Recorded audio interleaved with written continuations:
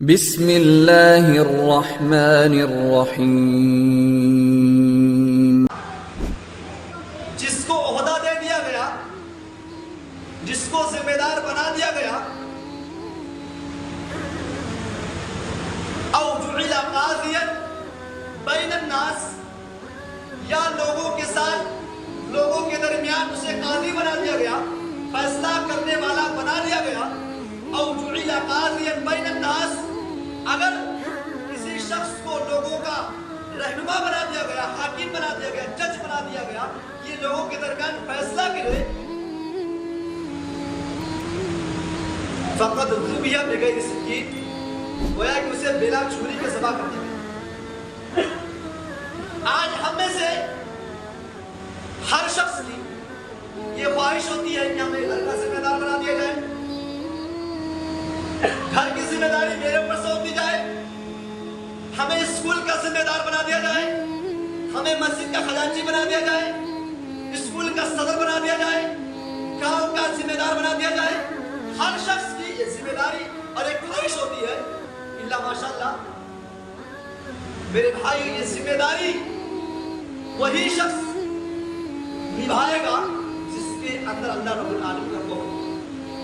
یہ خواہش ہوتی ہے کہ مجھے ذمہ داری دی جائے، سوال یہ ہوتا ہے کہ ذمہ دار بنائے کس کو، ذمہ داری کس کے ہاتھ میں دی جائے۔ انشاءاللہ اس کے کچھ وقت کے بعد اس کا ذکر کروں گا کہ ذمہ داری کس کے ہاتھ میں دی جائے۔ یہ ذمہ داری بہت ہی اہم چیز ہے۔ اگر کسی شخص کو ذمہ دار بنا دیا گیا اور اگر وہ ذمہ داری انصاف کے ساتھ نبھا رہا ہے تو بہت ہی اچھی بات ہے، اس کے لیے بشارتیں بشارتیں۔ اگر اس نے ذمہ داری کو ناانصافی کے ساتھ نبھایا تو اس کے لیے انجام بھی ہے۔ آئیے سب سے پہلے بشارتیں سن لیتے ہیں۔ اگر کوئی آدمی ذمہ داری پا گیا، عہدہ دے دیا گیا اور اس کو وہ انصاف کے ساتھ نبھا رہا ہے تو اللہ کے نبی بیان کرتے ہیں ان المفسدین عند اللہ علی منابر، اس شخص کو کل قیامت کے دن اللہ تبارک و تعالی اپنے دائیں جانب نور کے منبر پہ بٹھائے گا۔ آپ لکڑی کے منبر دیکھے ہوں گے، آپ پتھر کے منبر کو دیکھے ہوں گے، لیکن اللہ تبارک و تعالی کہہ رہا ہے کہ جو شخص انصاف کے ساتھ فیصلہ کرتا ہے، وہ حاکم، وہ جج، وہ گاؤں کا مکھیا، اگر انصاف کے ساتھ فیصلہ کرتا ہے، کل قیامت کے دن اللہ تبارک و تعالی اسے نور کے منبر پہ جو ہے جگہ دے گا۔ میرے ساتھیوں، ایک واقعہ مجھے یاد آ رہا ہے کہ بنو مخزوم کی ایک عورت تھی جس نے اللہ کے نبی کے زمانے میں چوری کر لی ہے۔ وہ عورت اللہ کے نبی کے زمانے میں چوری کر لیتی ہے اور اس عورت کا نام فاطمہ ہوتا ہے۔ اور یہ عورت کس خاندان کی عورت ہے؟ یہ ابو جہل کے خاندان کی عورت ہے، یہ خالد بن ولید کے خاندان کی عورت ہے۔ یہ خاندان بڑا بڑا خاندان ہے۔ اس خاندان کی عورت اللہ کے نبی کے زمانے میں چوری کرتی ہے۔ اللہ کے نبی صلی اللہ علیہ وسلم کے پاس یہ معاملہ آتا ہے، اللہ کے نبی صلی اللہ علیہ وسلم ہاتھ کاٹنے کا حکم دے دیتے ہیں۔ سزا کیا ہے؟ ہاتھ کاٹ دیا جائے۔ جب لوگوں کو معلوم ہوا کہ امام کائنات جناب محمد رسول اللہ صلی اللہ علیہ وسلم نے عورت کے ہاتھ کاٹنے کا حکم دے دیا، لوگوں نے یہ مشورہ کیا، ایک میٹنگ جمائی اور کہا کہ آج ہمارے خاندان کی اگر عورت کی ہاتھ کٹ گئی، پورے خاندان کی ناک کٹ جائے گی، پورے خاندان کی بےعزتی ہو جائے گی۔ ایک کام کیا جائے، نبی کا جو سب سے چہیتا ہو، نبی کا جو سب سے قریبی ہو، اس کو بلایا جائے اور اسے کہا جائے تو نبی کے پاس جا کر سفارش کر دے۔ چنانچہ اسامہ بن زید رضی اللہ تعالیٰ عنہ کو بلایا گیا اور کہا گیا، اے اسامہ، نبی کی بہت زیادہ چہتے ہو، اللہ کے نبی صلی اللہ علیہ وسلم تم سے بہت زیادہ محبت کرتے ہیں، اے اسامہ یہ جا کے میرے حق میں چھوٹی سی سفارش اللہ کے نبی سے کر لیجئے۔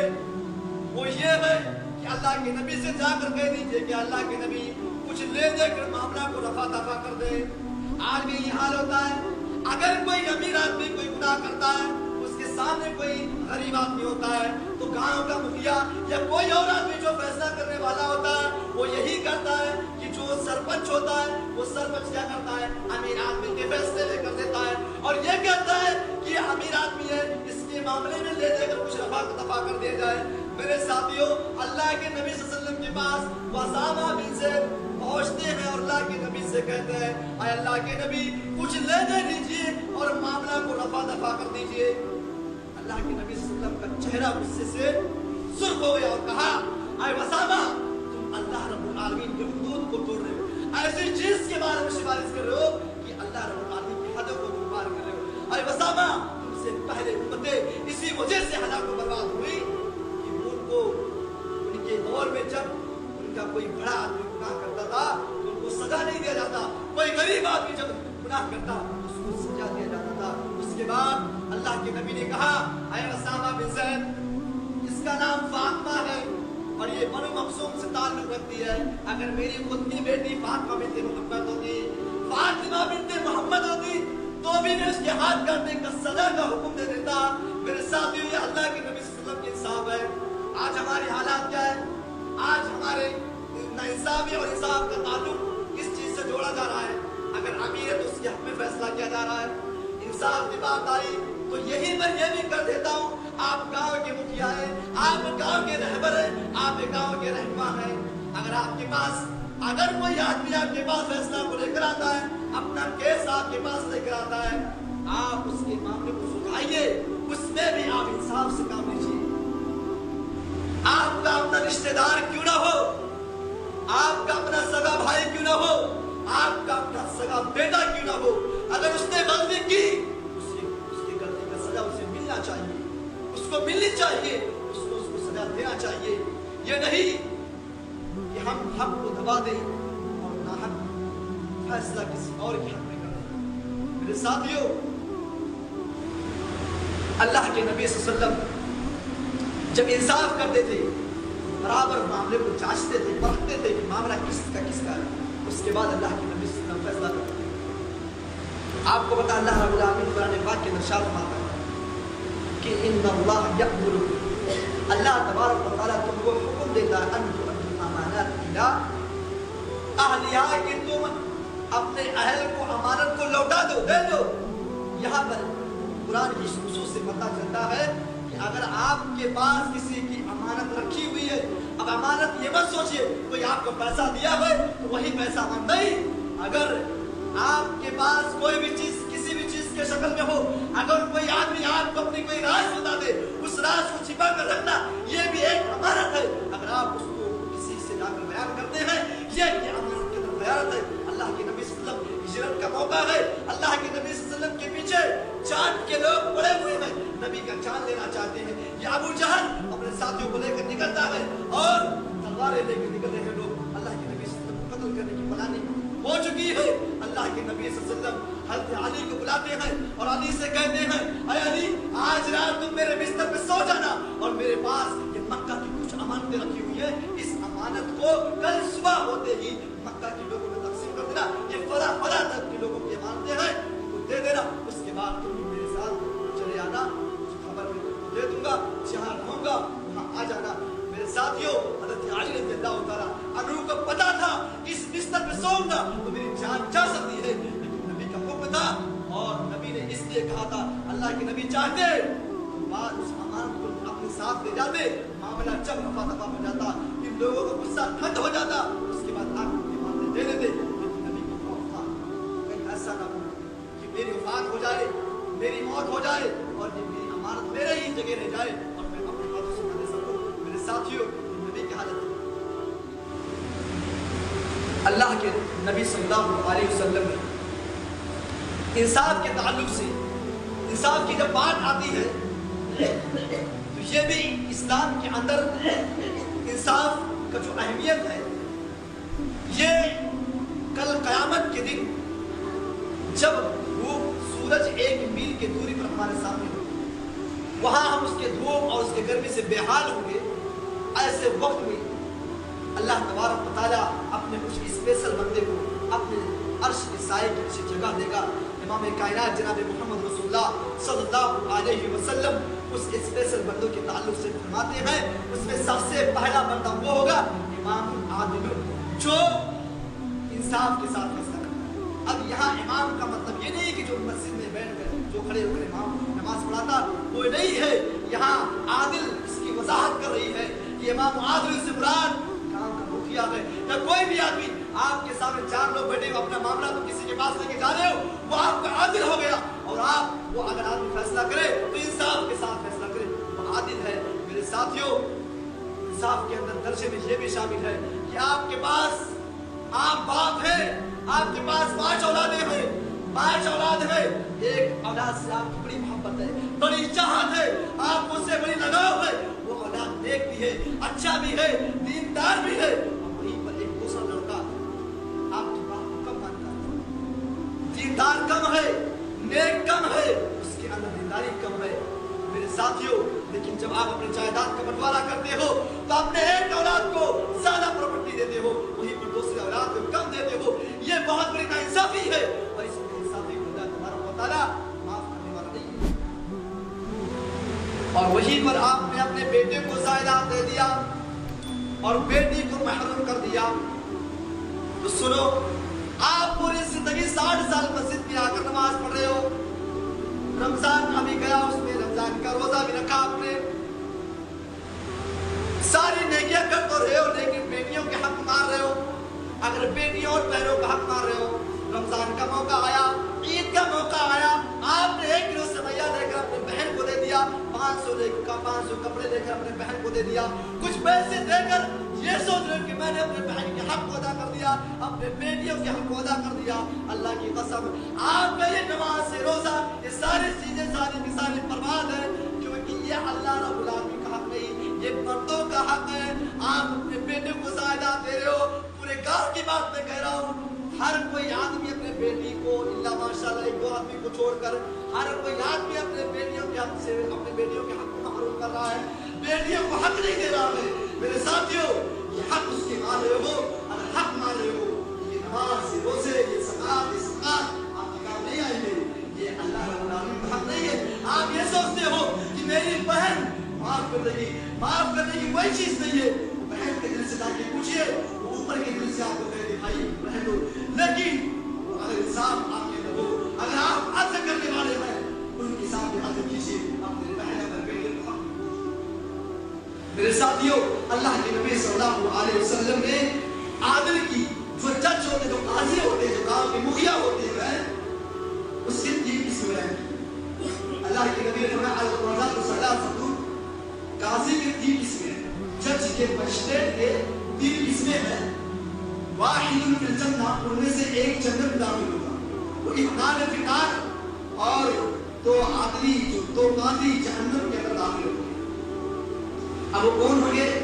اللہ کے نبی صلی اللہ علیہ وسلم بیان کرتے ہیں, فَأَمَّا الَّذِي فِي الْجَنَّةِ فَرَجُهُ أَرْبَعَ الْحَقِّ, وہ عادلی جنت کے اندر داخل ہوگا, وہ قاضی, وہ عدالت, وہ فیصلہ کرنے والا, انصاف پرور, وہ جنت کے اندر داخل ہوگا جس نے حق کو پہچانا.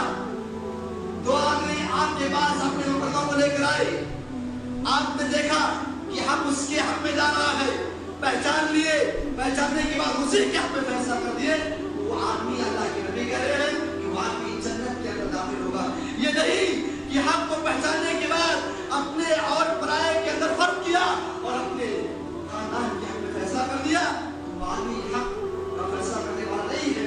اور اللہ کے نبی فرماتے وَأَمَّا الَّذِي فِي النَّارِ, دوسرا آدمی جو جہنم کے اندر داخل ہوگا, وہ کون ہوگا؟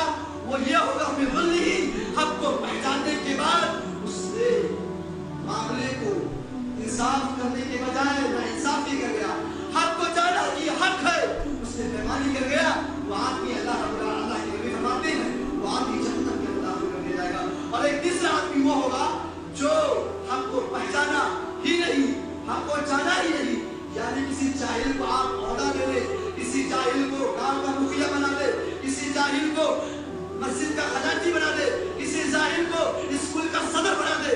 اگر کسی جاہل کو بنا رہے ہیں اور اس نے حق کو جانا نہیں, اللہ کے نبی بیان کرتے ہیں جس نے حق کو پہچانا نہیں, جانا نہیں, ایسے لوگ جہنم کے اندر داخل ہوں گے.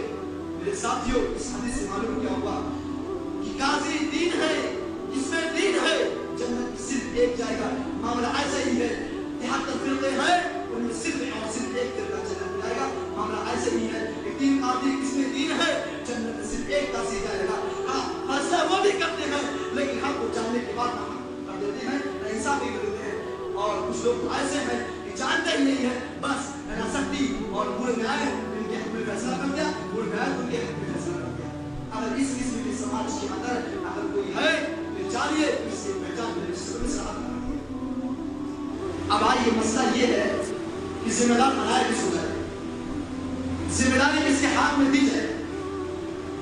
हज़रत अबू मूसा अशअरी रज़ियल्लाहु तआला अन्हु बयान करते हैं, दखल मअ नबी सल्लल्लाहु अलैहि वसल्लम, मैं अल्लाह के नबी सल्लल्लाहु अलैहि वसल्लम के पास हाजिर हुआ, व रजुलान और दो आदमी।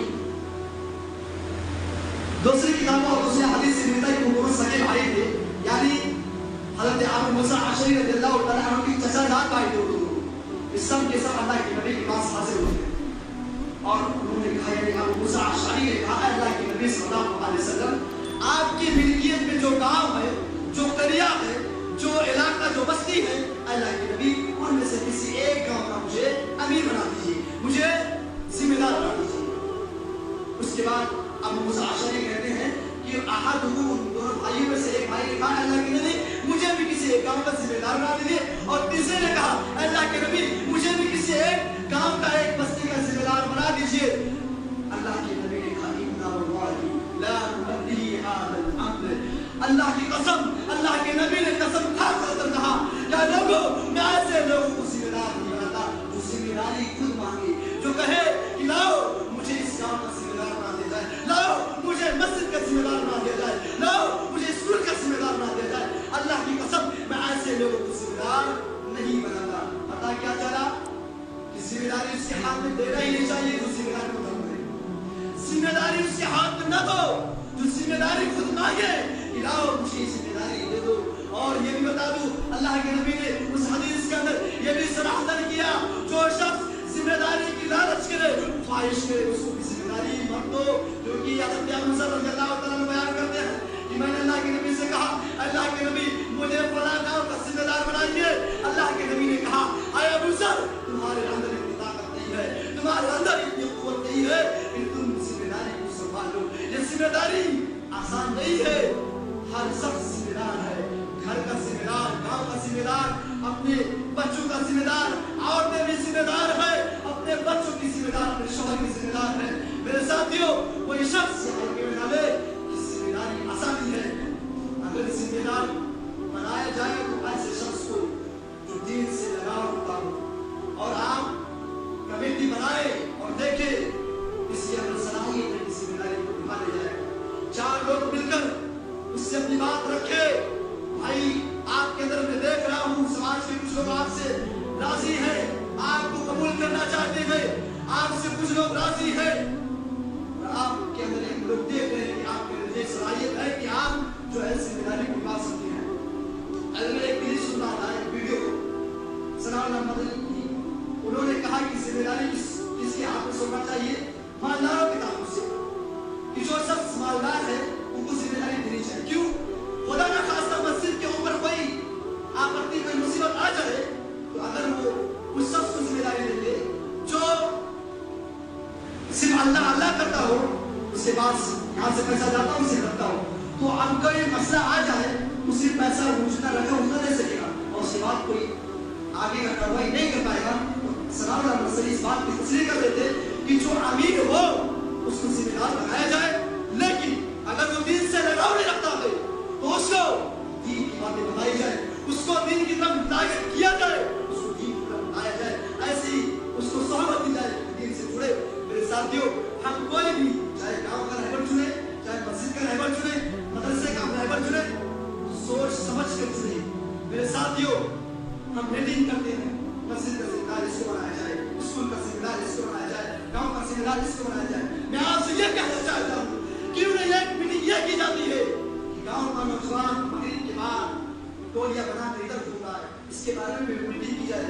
गांव का नौजवान जो है शब रात में, रात के अंधेरे में नाच और वीडियो देख रहा है, बाकायदा टोलियां बनाकर, जमातें बनाकर निकल रहा है, क्यों नहीं इस पर एक मीटिंग होती है कि एक मीटिंग बनाया जाए कि आज से नौजवान, अपने गांव का नौजवान इससे इतने बड़े तनाव से आप नहीं निकल सकता बगैर सोए थे। मेरे भाइयों, ये सब मीटिंग नहीं। मेरे साथियों, ये मैं कह देना चाहता हूँ, अगर आपने एक चीज को हलाल समझ के मीटिंग कर रहे हो और दूसरे चीज को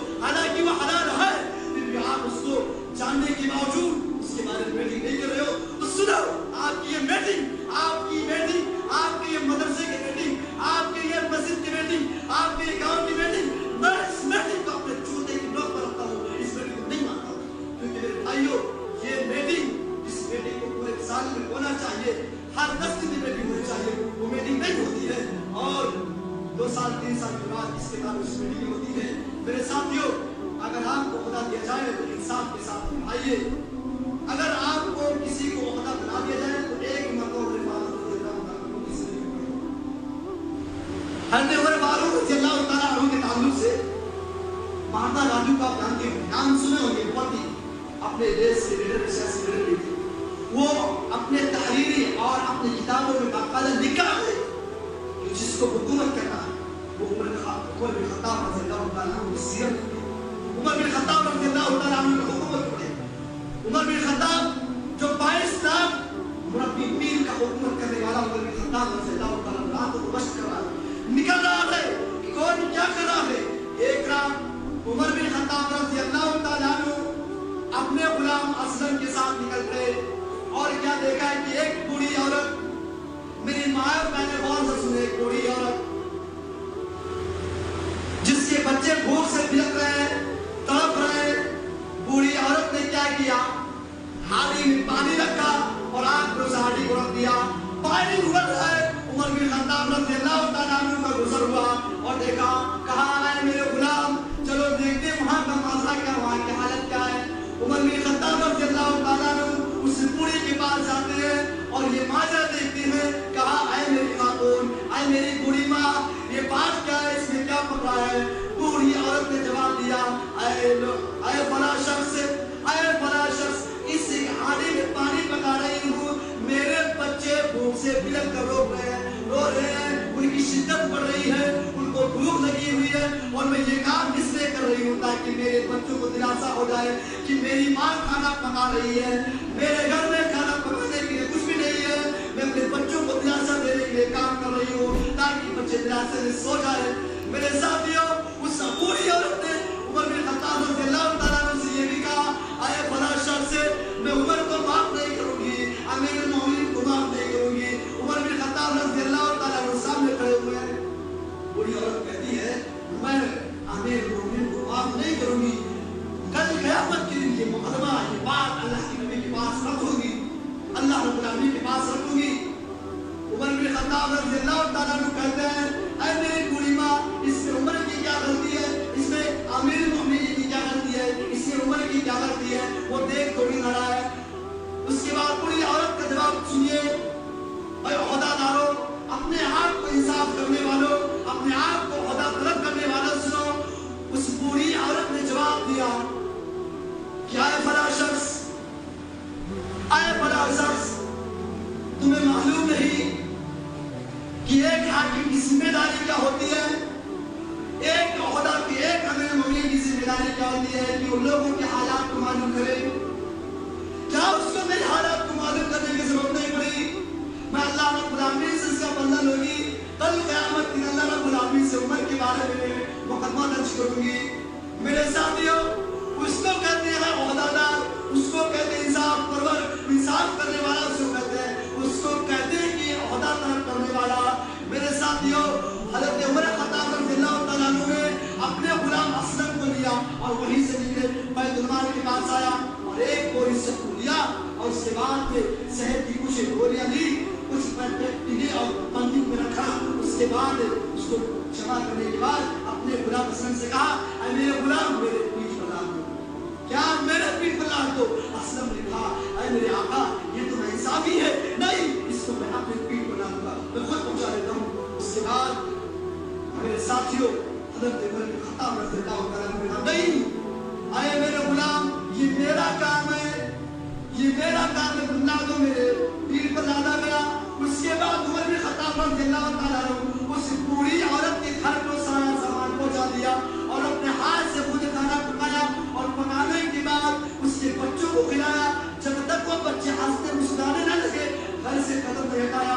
मेरे साथियों और ओहदादारों, मैं आपसे ये कहना चाहता हूँ, जो भी शख्स ओहदा संभालने के अपने आप को काबिल समझता है और ये सोचता है कि मुझे ओहदा दे दिया गया तो मैं संभाल ले जाऊंगा, वो उमर बिन खत्ताब रज़ियल्लाहु तआला अन्हु की ज़रूरत को पड़े और ये सोचे कि अगर मैं संभाल लूंगा तब मुझे ओहदा चाहिए, मुझे किसी ओहदा की जरूरत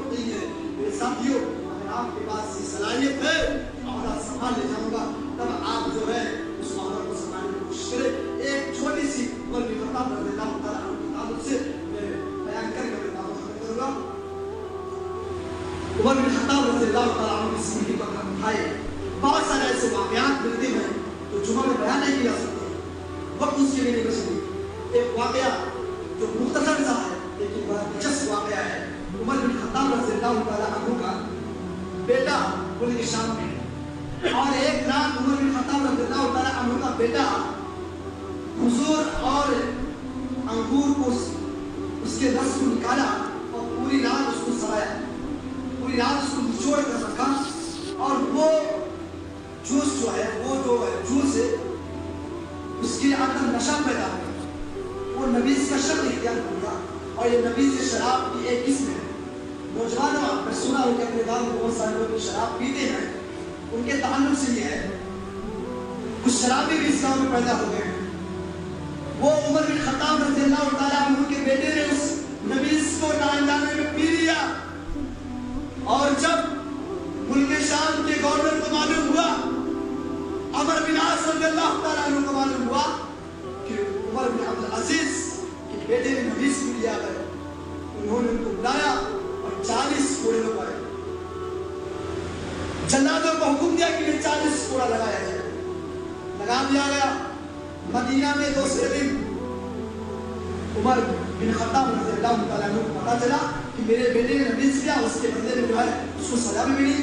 یہاں سے ایک اسپیشل گھوڑا بھیجا اور کہا کہ میرے بیٹے کو اس گھوڑے پر بھیج دیا جائے, اس کا میں استعمال کروں گا.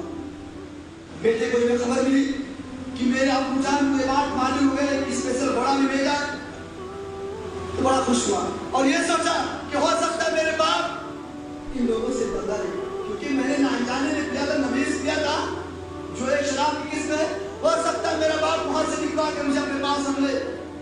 اس خوشی میں وہاں سے چلا آیا. عمر بن خطاب رضی اللہ تعالیٰ عنہ اپنے بیٹے کو ان کی ماں سے ملاقات نہیں کرنے دیتے ہیں, اور سارے لوگوں سے کہتے ہیں حراست میں لے لیا جائے, گھیر لیا جائے. گھیر لیا گیا, جلاد کو بلایا گیا, کوڑا لایا گیا اور کہا کیا جلادو میرے بیٹے کو 40 کوڑے پھر سے مارو. میرے ساتھیوں, یہ عمر بن خطاب رضی اللہ تعالیٰ عنہ کو دیکھیے, لوگوں نے کہا اے عمر بن خطاب تمہیں کیا ہو گیا. بیٹے نے کہا اللہ اے عمر بن خطاب, اے میرے والد, اے امیر المومنین, مجھے اس کا سزا دو, ملک شام میں مل چکا ہے, 40 کوڑے میں پہلے سے کھا چکا ہوں, یہ گناہ انصافی ہے, ایک سزا کی دو بار سزا دی, ایک گناہ کی دو بار سزا دی جائے. باپ نے کہا, امیر المومنین نے کہا اے میرے بیٹے مجھے وشواس نہیں ہے عمر بن عاص کے اوپر. کہا اے میرے والد اللہ کی قسم عمر بن عاص نے مجھے 40 کوڑے لگوائے ہیں. باپ نے کہا مجھے عمر بن عاص پر اور جلادوں کو بھروسہ نہیں ہے, ہو سکتا ہے کہ جلادوں نے یہ سوچ کر تمہیں کوڑے لگائے ہو اور آہستہ اور ہلکا کوڑا لگایا ہو کہ آپ امیر المومنین کے بیٹے ہو. اصل کوڑے تو آج تمہیں ملیں گے, اور 10 کوڑا ایک جلاد مارے گا, اس کے بعد وہ جلاد تھک جائے گا تو پوری طاقت سے وہ جلاد تمہیں کوڑا نہیں مار پائے گا, پھر دوسرا جلاد تمہیں 10 کوڑا مارے گا. ایسے ہی 40 کوڑے 4 جلاد مل کر ماریں گے. اصل سزا تو آج کے دن تمہیں ملنی ہے. میرے ساتھ یہ عمر فاروق رضی اللہ تعالیٰ عنہ کی عدالت تھی, یہ انہی کی حکمرانی تھی. ان کی زندگی کو بڑھا جائے تو ہماری زندگی کے اندر نما پیدا ہو جائے گا. میرے ساتھیوں, یہ سب کے لیے عام ہے, چاہے ہم ہو یا آپ ہو, یہ صرف ایک آدمی کا مسئلہ نہیں ہے. ہر کوئی سب گھر کا جو ذمہ داری لینا چاہے کہ مجھے گھر کا ذمہ دار بنا دیا جائے, اس کے اوپر بھی ذمہ داری, بہت بڑی ذمہ داری, کل قیامت کی سے حساب دینا ہوگا. اور آپ حساب دینے کے لیے تو آپ تنسب بھی جائے گا, حساب اس کا نہیں دے پائیں گے. اس لیے بھائیو, طاقت ہو, قوت ہو کہ ہم ذمہ داری چلا لیں گے.